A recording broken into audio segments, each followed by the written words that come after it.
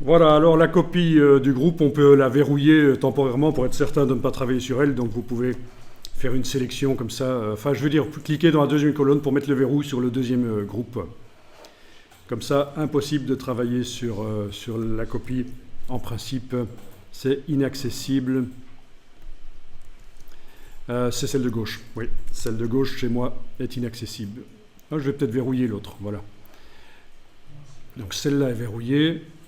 Celle de droite, et je ne peux travailler que sur celle de gauche. D'accord? Alors voilà, on va pouvoir aller modifier la couleur des feuilles et voir ce que ça donne. Enfin, des feuilles, de la feuille.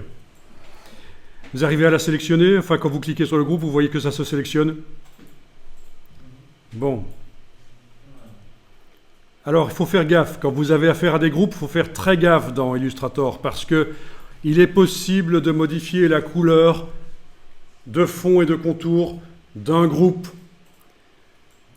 Et ça se répercute sur les objets qui sont à l'intérieur du groupe. Mais ça pose des problèmes, il vaut mieux savoir ce qu'on fait. Nous, on va essayer ici d'aller modifier directement la couleur de l'objet, la feuille.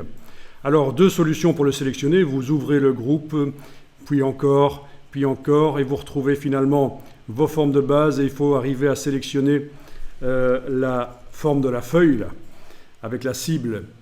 Et vous allez mettre la couleur sur cette feuille de base. Ou alors, autre solution qu'on aurait pu faire, c'est prendre la flèche blanche plus, cliquer à côté de tout pour que tout soit désactivé, puis aller cliquer sur la feuille. Voilà. Et si vous ne voyez pas laquelle c'est sur laquelle il faut cliquer, bien sûr, vous faites commande Y, et comme ça, vous n'avez que les tracés. Et c'est facile de voir qu'elle est là, en réalité. Commande Y. Voilà.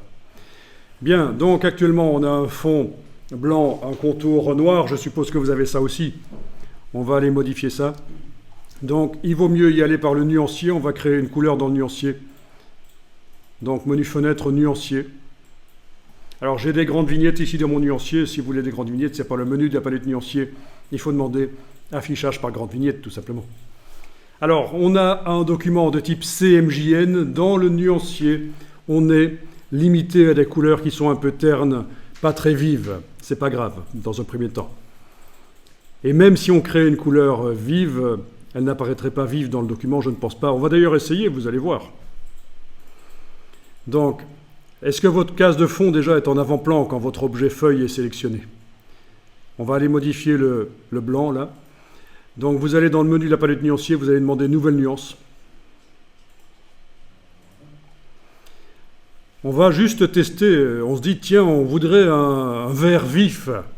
On va aller chercher un vert vif. Donc, ici à mode, on va aller chercher RVB, parce qu'on sait que pour faire des couleurs vives, c'est du RVB qu'il nous faut. Et vous allez créer un vert vif. Voilà. Vous cliquez sur OK. Il est là, et vous voyez qu'il n'est pas vif, parce qu'on est dans un document CMJN, et ça rabat d'office la couleur, ça la ternit, ça montre la couleur la couleur la plus proche imprimable. Et donc, pour certains sujets, ce ne sera pas génial de travailler en CMJN, il faudra travailler avec des documents RVB. Si vous faites du manga, si vous voulez faire des couleurs qui ont l'air fluo, du rose fluo, des choses comme ça, ça ne va pas marcher. C'est juste pas grave ici, on continue comme ça.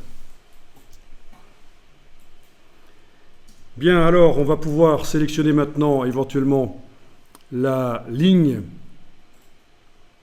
Alors, la ligne, elle a aussi une couleur de fond et de contour. La couleur de fond pourrait être enlevée. Et on n'aurait plus que la ligne qui apparaît. Ou alors, vous la gardez et vous allez mettre une couleur vert différent à cet endroit-là. Il faut tester. Alors, il y a peut-être un vert clair qui existe déjà dans la palette nuancier. Vous pouvez tester, voilà. Alors, ce qui est génial dans Illustrator, c'est qu'on n'est pas obligé d'avoir les bonnes couleurs dès le départ. Vous pourriez avoir des goûts un peu pourris et choisir les couleurs pourries. C'est très facile de changer les couleurs par la suite dans Illustrator. Donc, il ne faut pas s'inquiéter Parfois, on peut se focaliser donc sur la conception graphique et les couleurs, en mettre, oui, ok, elles sont peut-être pas très très bonnes, et vous allez donc du coup